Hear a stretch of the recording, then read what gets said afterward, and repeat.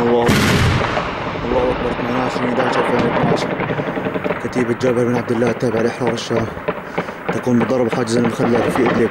الله أكبر الله أكبر الله أكبر الله أكبر. كتيبة جابر بن عبد الله التابعة لكتائب إحرار الشام تقوم بضرب حاجز المخلل إدلب 28/11/2012. الله أكبر الله أكبر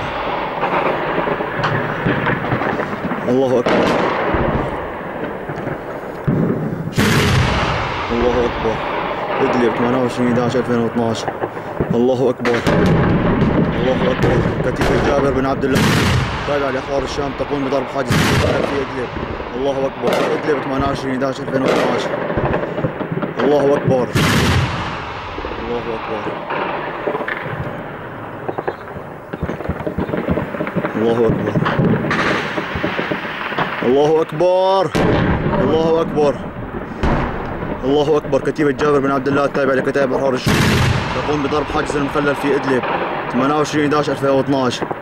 الله أكبر الله أكبر الله أكبر